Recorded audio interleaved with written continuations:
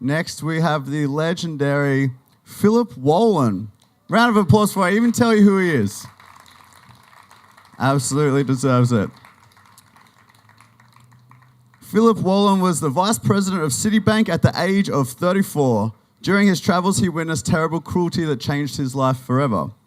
He is now a venture capitalist for good causes, supports some 500 mission-critical projects for children, animals, and the environment in over 40 countries.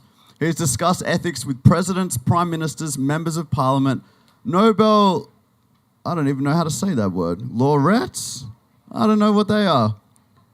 They sound very prestigious, and religious leaders. He is an Australian philanthropist and prominent animal rights activist, and received the 2007 Australian of the Year award. Ladies and gentlemen, it is an honour and a real treat for everybody here. Please give a very warm welcome to Philip Wollen.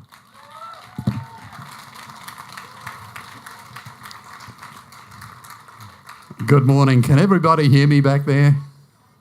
Thank you. I've lost my voice, so if it starts to fade, you know why. King Lear, late at night on the cliffs, asks the blind Earl of Gloucester, "How do you see the world?" And the blind man Gloucester replies, "I see it feelingly." Gloucester must have been a vegan. Now, Rudyard Kipling, writing of young men dying in World War I, and if they ask you why we died, tell them that our fathers lied. That legacy of lies continues today. Everything we think we know about the meat and dairy industry is a preposterous lie.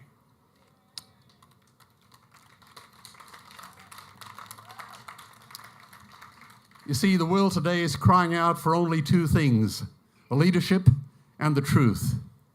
Today, I'm simply going to tell you the truth. The wise Chinese have a term for it, zhengjiao. Listen to the friend who tells you the truth, even when it hurts. So let's just tell the truth fearlessly and forcefully. That is what the Sanskrit word satyagraha means, the truth force. Now, Brendan Kennelly in the book of Judas wrote, "If you want to serve your age, betray it." But what does that mean, to betray your age? It means expose its lies, humiliate its conceits, debunk its arrogance, and condemn them to face harsher truths. Now, Alvin Toffler said that the 21st century, the illiterate, will not be those who cannot read and write, but those who cannot learn, unlearn, and relearn. Now, I have long admired Count Moltke, the great Prussian general, a soldier who preferred to think rather than to speak, a man silent in 7 languages. You see, it takes courage to stand up and speak. It also takes courage to sit down and listen. Now, there was a time when I was a young, ambitious merchant banker when my favorite food was filet mignon and lobster, a fact for which I am so profoundly ashamed today.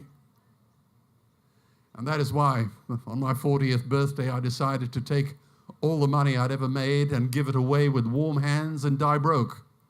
And so far, we're right on budget.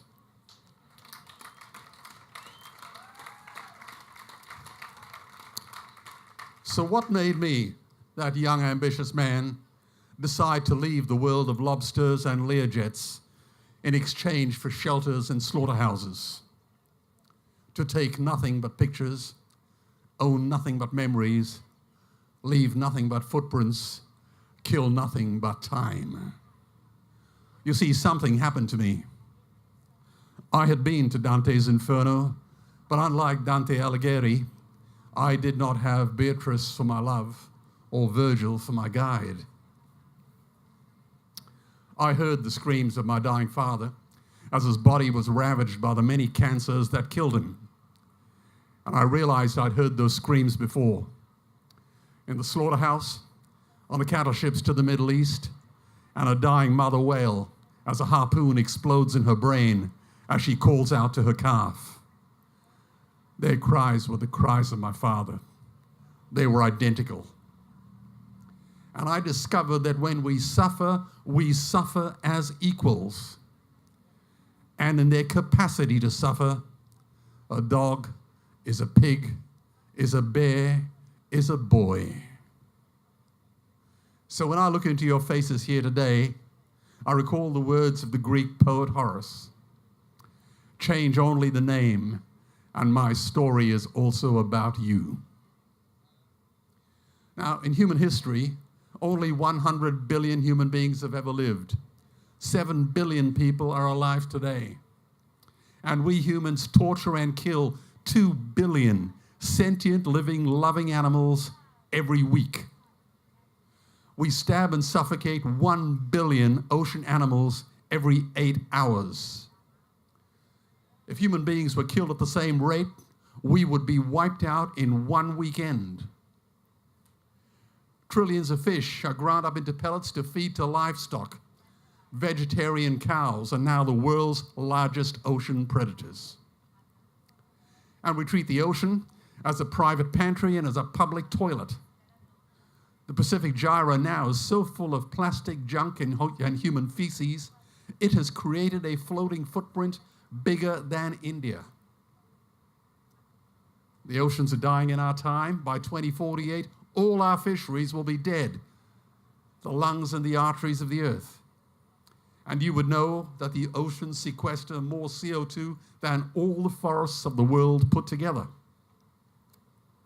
10,000 entire species are wiped out every year because of the actions of one.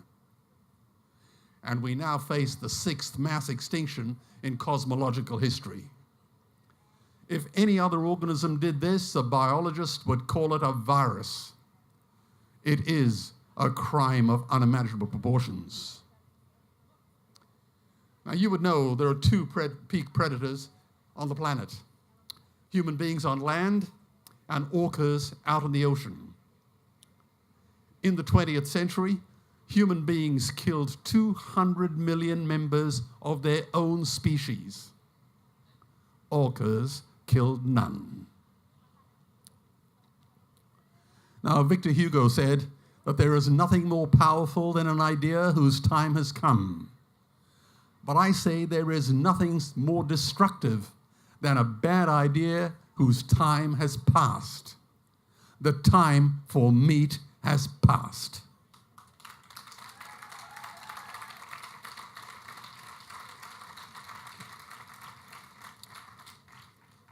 But happily for us, the world is changing. 20 years ago, Twitter was a bird sound. www was a stuck keyboard. Cloud was in the sky. Skype was a typo. 3G was a parking space. Google was a baby's burp. And Al-Qaeda was my plumber. Now, the most beautiful word ever written at any time in any country in human history came from India, from the Upanishads 3,000 years ago. Ahimsa, non-violence to any living being. It is a vegan word, and it is beautiful. Not because it describes our nationality, our politics, our religion, our diet, or our lifestyle, but because it describes our character. Veganism describes our character. It says we reject violence in all its forms, in our streets, our homes, our thoughts, our hearts, and at our dining tables. Now, animal rights, in my opinion, is the greatest social justice issue since the abolition of slavery.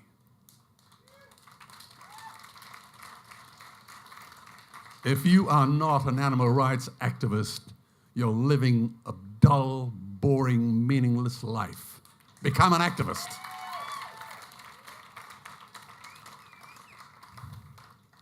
The move towards veganism and animal rights is a revolutionary event, more powerful than the Industrial Revolution, the Reformation, the Hubble telescope, or anything ever conceived by Galileo, Copernicus, Einstein, Darwin, Hawking, or Freud. Because it protects the most precious of all things, life. This growing vegan movement is on the right side of history.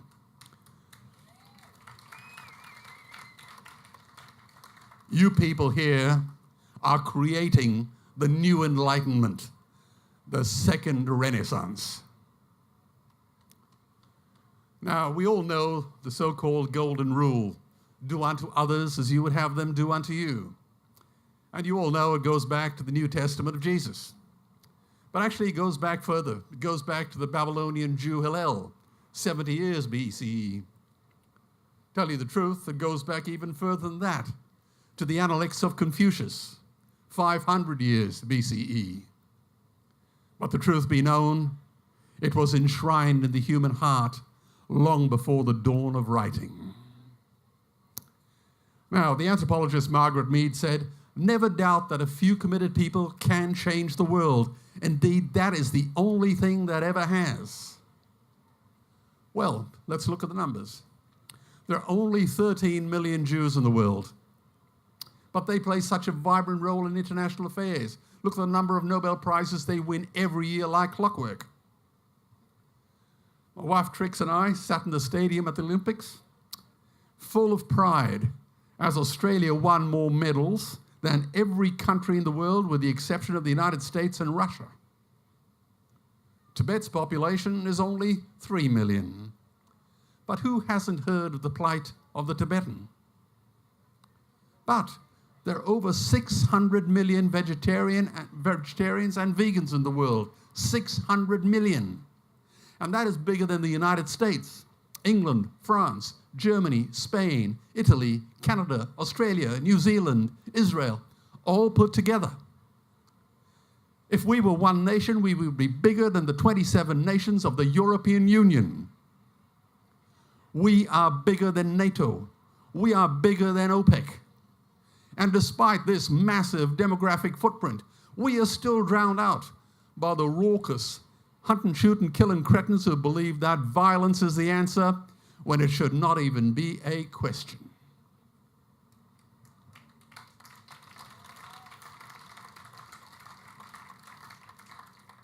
But unfortunately, we live in a world of sound bites and Donald Trump tweets. It reminds me of Hannah Arendt's book, Eichmann in Jerusalem, where she coins the term, the banality of evil. This is how a deceitful journalist at the Australian of the Year Awards twisted my innocent words.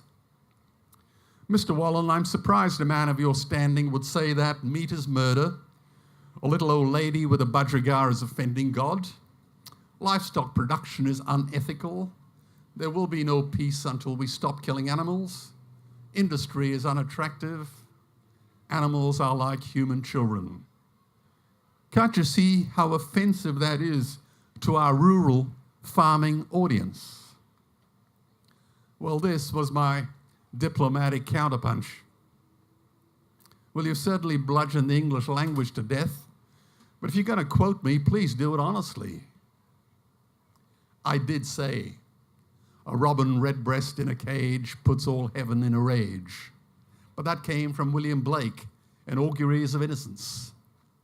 And by the way, it was Prophet Muhammad who said, a sparrow does not fall from the sky without Allah knowing.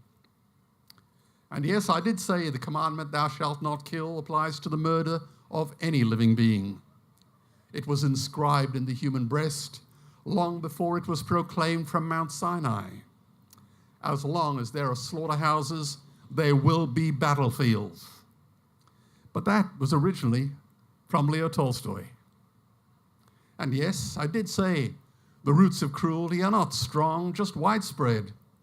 But a time will come when inhumanity, protected by custom, will succumb to humanity championed by thought. A man is ethical only when all life is sacred to him. But actually, that was Albert Schweitzer, winner of the Nobel Peace Prize. And yes, I admit I did say, as long as we kill animals, there will never be peace. It's only one step to the concentration camps of Hitler and Stalin. There will be no justice as long as a man will stand with a knife and destroy someone just because they are weaker than him. But that came from Isaac Singer, Nobel Prize winner in literature. And yes, I admit, I did have something to say about animals and children. The wolf will lie down with the lamb, the leopard with the young goat, the young lion with the young ones of the herd, and a little child will lead them. But that came from the prophet Isaiah. And no, I didn't say a darn thing about greed and ambition. That wasn't me, that was Jesus. Blame him. Behold the birds of the air and the lilies of the field. King Solomon in all his glory was not arrayed as one of these. And for good measure, he threw in a left hook and an uppercut. Whatever you do to the least of these, my brethren, you did it to me. So are you, as a journalist, so-called, suggesting that your rural farming audience is offended by Nobel Prize winners and their profits? Or should I just go home and burn my books? I seem to recall that was the strategy favored by Pol Pot. Well, the journalist was speechless, and he attacked me for being a radical. Ladies and gentlemen, we need another radical Copernicus and Galileo to remind us that we are not the center of the universe.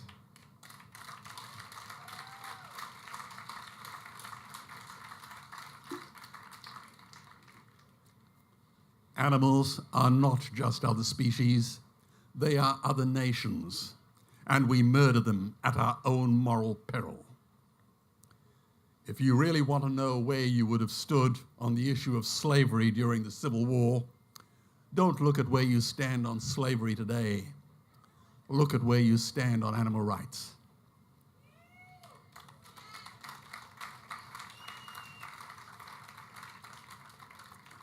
Now, the great astrophysicist Carl Sagan's picture of the Earth from the Voyager spacecraft showed a tiny, microscopic pinhole from space. A tiny pinhole. That was planet Earth. And he described our planet, Earth, as our beautiful home, our pale blue dot, suspended on a sunbeam. Imagine that, a pale blue dot suspended on a sunbeam. Well, human beings today comprise 30% of the mass of land animals. Slaughter animals take up 66% of the mass of animals on the planet. And wild animals in nature have been decimated down to 4%. 70% of all the birds on the planet are in cages awaiting slaughter. We have turned Carl Sagan's beautiful pale blue planet Earth into blood-stained planet slaughterhouse. What a legacy. Now, the great historian Barbara Tuchman defined folly as acting against our own best interests. And Occam's razor, named after the 14th century Jesuit, said, when presented with a number of possible solutions to a problem, the simplest solution is always the best. So let's apply these tests to the stupid meat and dairy industry. Forest depletion by these industries costs 3 times as much as the global financial crisis. Zoonotic diseases from factory farms now threaten the pandemic to rival the Black Death, which wiped out half of Europe. The World Bank says that one influenza pandemic alone would cost $3 trillion. And the CDC says there are over 150 zoonotic diseases in the pipeline. And meat and dairy is killing us with cancers, heart disease, osteoporosis, and diabetes. Harvard University says that 1/3 of early deaths could be prevented if everyone got off the meat and dairy drug. And Dr. Kasliwal, writing in The Lancet, said that India now accounts for 70% of the world's cardiovascular disease because of their stupid addiction to dairy. Now, I'm sure you all know this because I've said it before. Medicare and bad diets have already bankrupted the once powerful United States.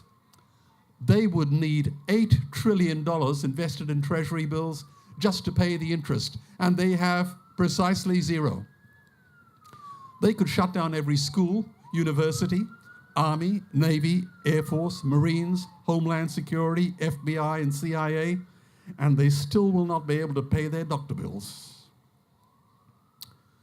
$8 trillion. Well, how big is $8 trillion?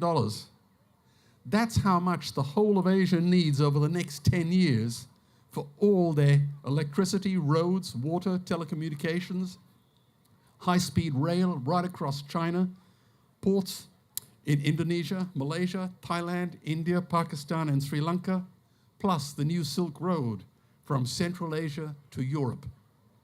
That's how much $8 trillion is. And that's how much is being wasted because of our addiction in the West to meat and dairy. That $8 trillion is 4 times bigger than India's GDP and double the total reserves of India and China combined. Now, I had a TV debate a few years ago on the ABC called Get Animals Off the Menu. And it went viral with about 24 million people watching it and was translated into 20-odd languages. Oxford University then calculated that if everybody followed that recommendation, it would save $30 trillion in health and environmental costs alone. And I'm sure you know that antibiotics being pumped into animals is actually bad for human health.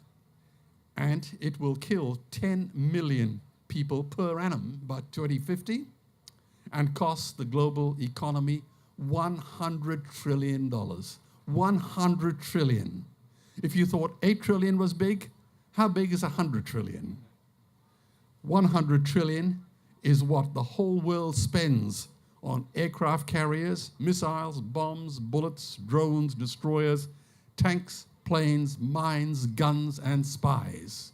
The whole world. And that's just from antibiotics. Now, many of you would know that water is the new oil. Nations will soon be going to war over it. Underground aquifers that took millions of years to fill are now running dry.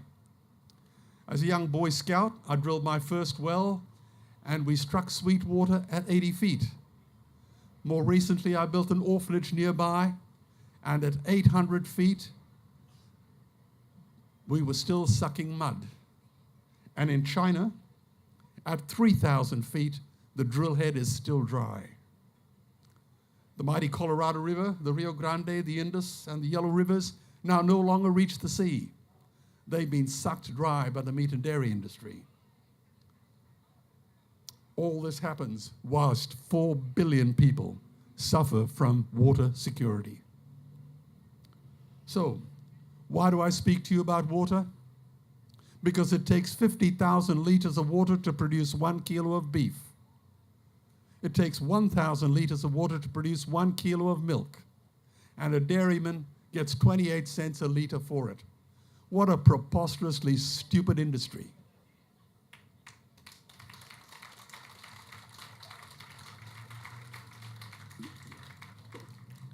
$20 million people will die this year from malnutrition. Cutting meat by only 10% will feed 100 million people, and going vegan will end malnutrition forever.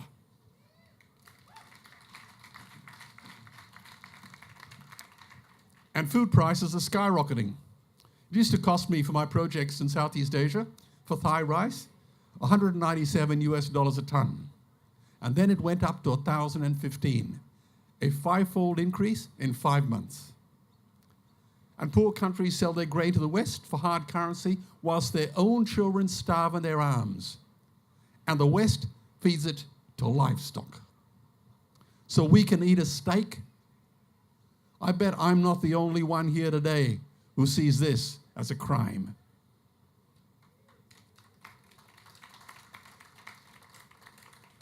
Believe me, every morsel of meat we eat is slapping the tear-stained face of a hungry child. When I look into her eyes, do I remain silent? If everyone ate a Western diet, we would need 2 planet Earths to feed us. We've only got one, and she is dying. The Earth can produce enough food for everyone's need, but not enough for everyone's greed. And now greenhouse gas pollution from livestock vastly exceeds that of transport. Cars, trains, buses, ships, lorries, the whole lot.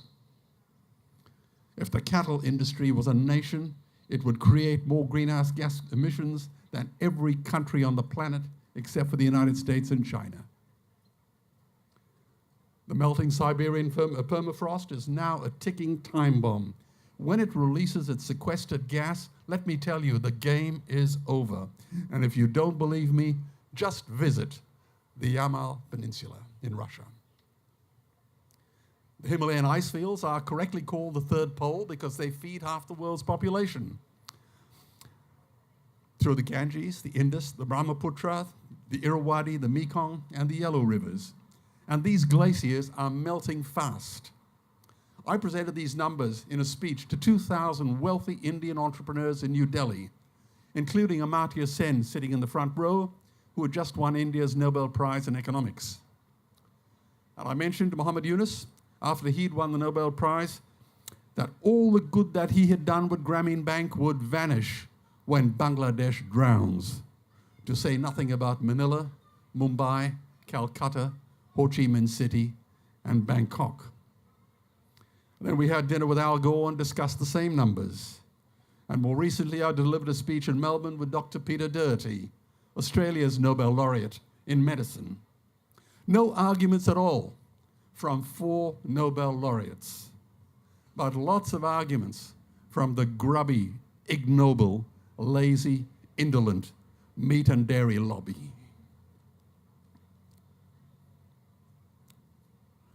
So I guess Upton Sinclair was right. It is impossible to get a man to understand something when his salary depends on him not understanding it. Now, we spoke to Admiral Denny McGinn, who was the chief of US warfighting requirements, and he said, "We have learned that nations will raid and invade long before they starve." And here in Australia, we freak out when 1,000 refugees come onto our shores.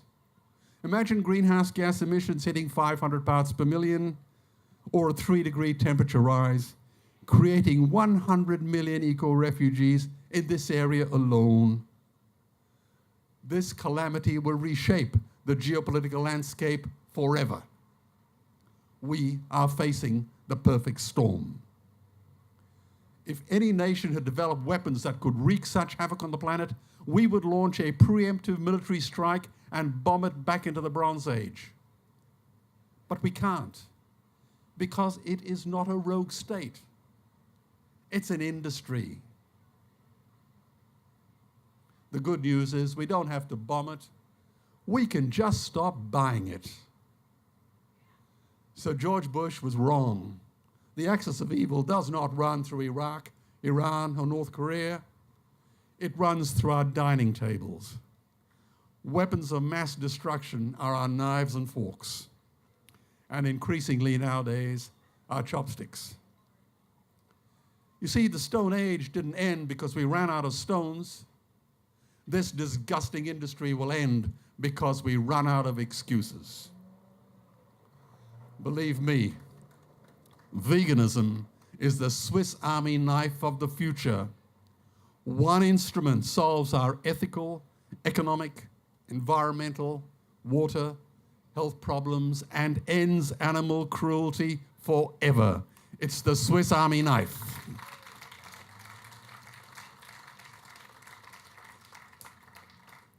And actually, farmers are the ones with the most to gain. Farming won't end. It would boom. Only the product line would change.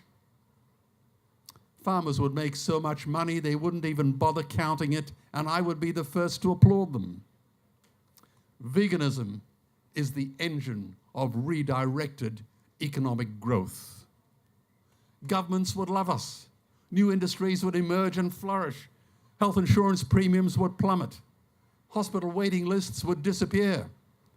Hell, we would be so healthy, we'd have to shoot someone just to start a cemetery. More recently, the AMA has called for meat to be banned from hospitals. The World Health Organization has now strongly recommended a vegan diet. And a few months ago, 40 wealthy investors with $2 trillion in assets called on the food industry to replace animal protein with plant protein. And even at this very early stage, the booming plant-based food industry contributes $14 billion to the US economy, has created 60,000 jobs, pays its workers $13,000 a year more than the average salary, pays over $1 billion in tax, produces 10 times fewer greenhouse gas emissions than beef, and gets no subsidies. What a great industry. And veganism ultimately gives us the peace dividend. I addressed the World Parliament of Religions. I don't know why they asked me to speak at Parliament of Religions, but there you are. And I said, the peace map is drawn on a menu. Peace is not just the absence of war, it is the presence of justice. So talking about peace while still killing animals is like loving literature and burning books. They are mutually exclusive ideas. Justice must be blind to race, color, religion, and to species.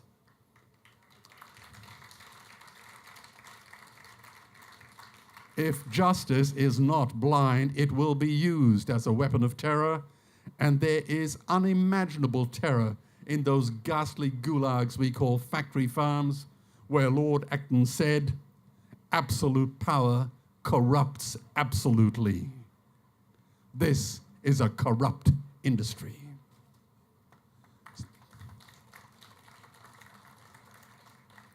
Seneca, the Roman statesman, wrote of Piso's justice, "Let justice be done, though heavens may fall."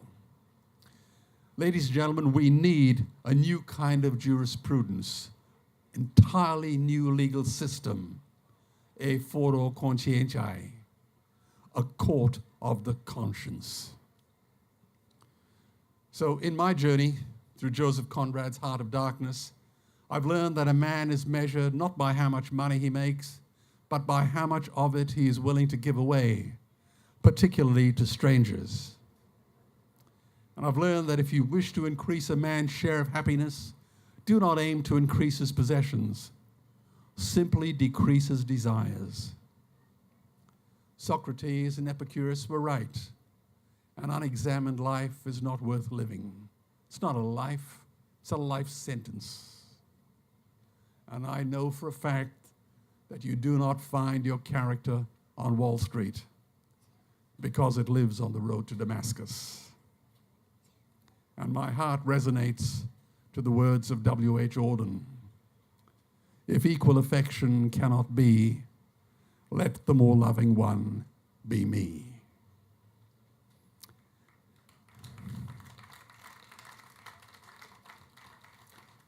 Martin Luther King said, cowardice asks the question, is it safe? Expediency asks the question, is it polite?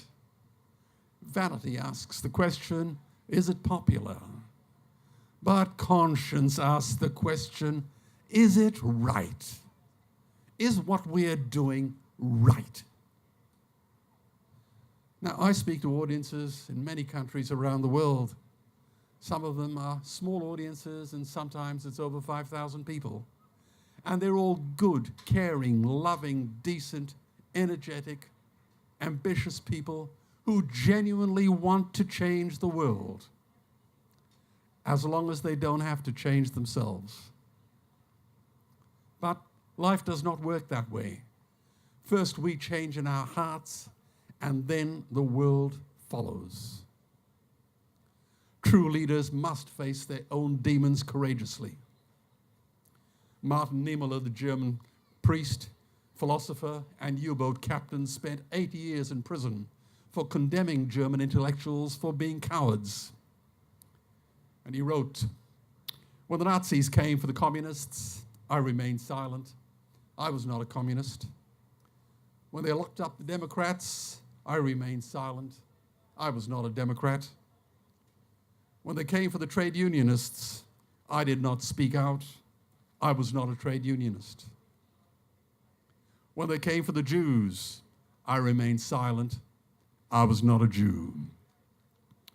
And then they came for me, and there was no one left to speak out." Men and women of integrity like you must speak out and act courageously. Is it not better to light a candle than to curse the darkness? All the darkness in the world cannot put out the light of a single candle. You see, I believe another day is dawning, and if I close my eyes, I can feel her heartbeat. I know it won't be easy, but do not be afraid. Always remember Gandhi's words. First they ignore you, then they laugh at you, then they fight you, and then you win. The last sentence of Scott Fitzgerald's book, The Great Gatsby, reads, "So we beat on, boats against the tide, drawn back ceaselessly into the past." Let's not relive history. Let's make history, because that is what leaders do. They make history. Judge White's closing words in The Bonfire of the Vanities were these: "The law is humanity's first attempt at decency." So I ask you all to join the battle in a war that decency cannot afford to lose.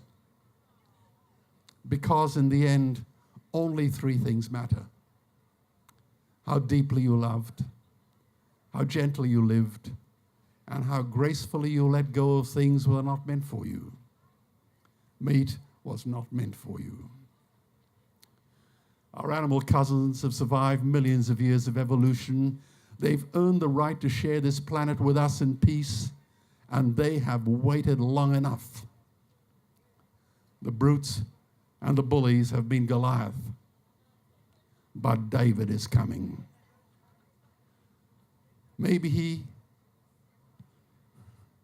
is in this gathering. Maybe he is one of you. And if not you, who? And if not now, when?